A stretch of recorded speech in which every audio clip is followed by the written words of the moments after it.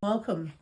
I starting this podcast because I'd like to share my journey of recovery from anxiety and depression, from where I got to the point where I was unable to work. I was difficulty relating to other people. I couldn't get out of bed, function at home, sleep, and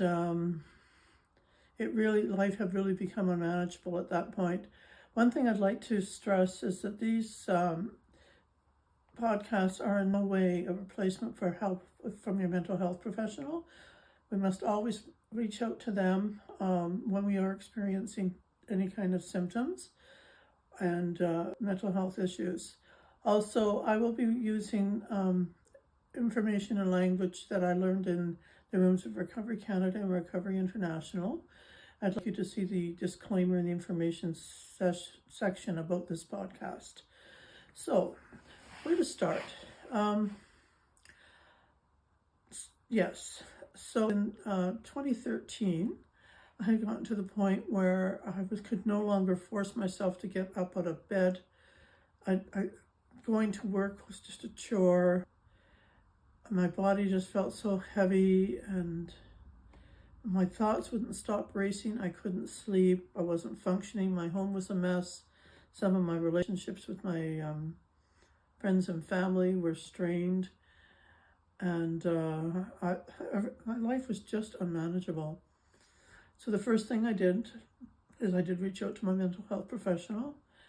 And I got the treatment that was available there. And I also reached out to Canadian Mental Health Association, which referred me to Recovery Canada, which is an affiliate of Recovery International in the United States.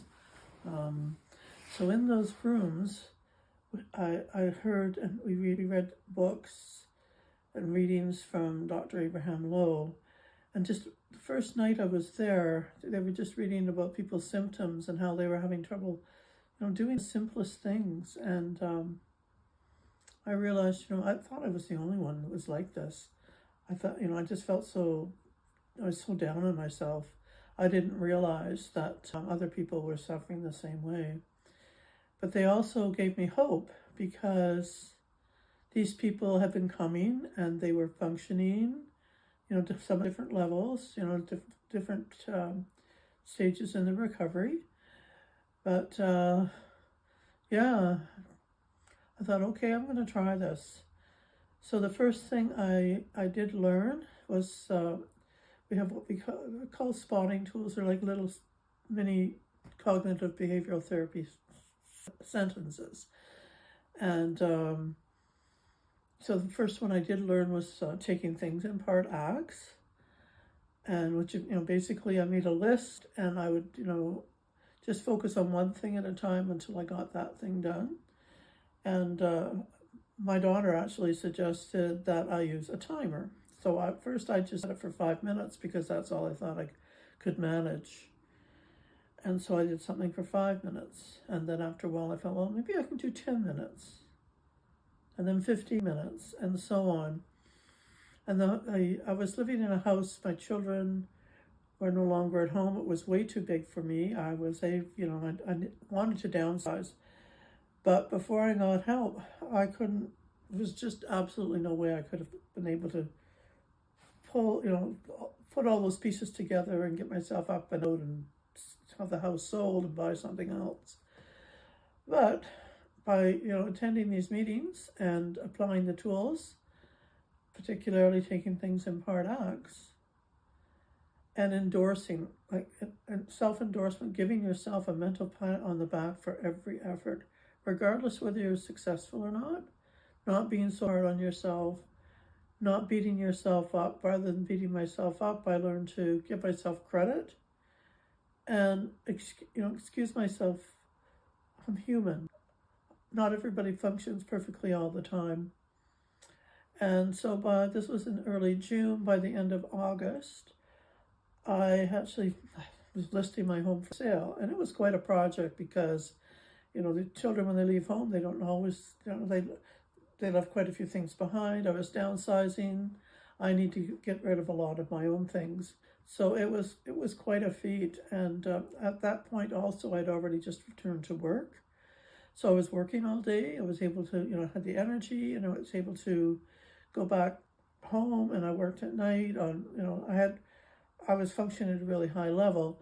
Now, as often goes with recovery, sort of 2 steps forward, 1 step back. We do have setbacks, but with every setback, we learn something from it, and we can go forward. And so, forward is, slowly we make steps forward. Another tool or fact basically that I learned is Dr. Lowe, who was a neuropsychiatrist in Chicago, realized that the muscles in the body could be used to retrain the brain. So when the brain defaults of its managerial duties, we can command our muscles to either move or not move. And that movement of the muscles gets the brain working again the way it should be and gets things back moving. Because once you start moving your muscles, it gives you confidence and it makes you feel, oh, maybe I can do this. And it's just like that activity seems to put those thoughts out of your mind. So, quite a couple of years later, I became a leader, which was of the group, which is something I absolutely would never have attempted before. And quite honestly, I've kind of ended up with it with default because the leader was leaving and they needed a leader. And if without a leader, the group would close, and I really needed this group. I realized that. So being a leader has really helped me. Number one, it gets you out to meetings every week.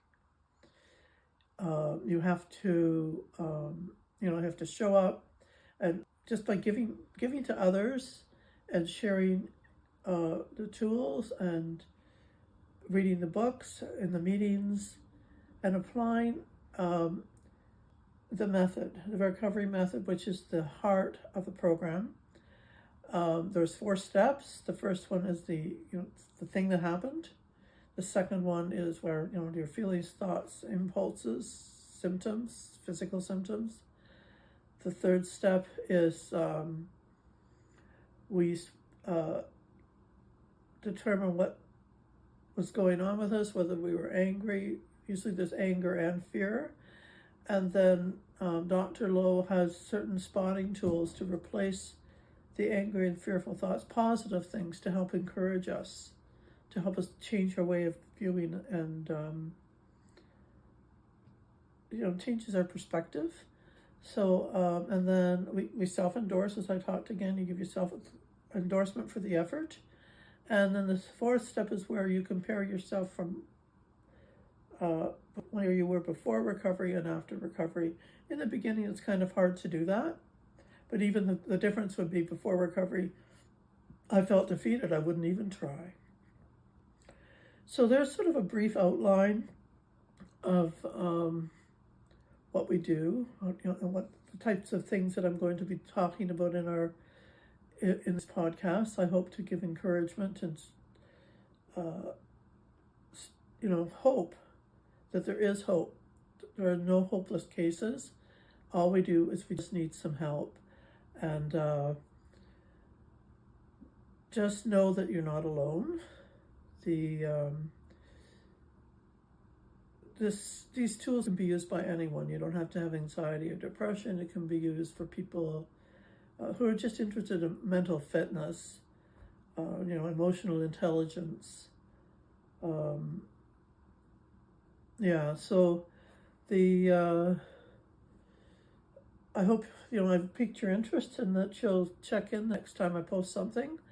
I'm new at this, so please be patient with me, because I'm learning all this technology and learning to talk on camera, which is kind of uncomfortable, right? So I'm going to self-endorse for the effort, regardless of what the outcome. And I hope to see you soon. Goodbye.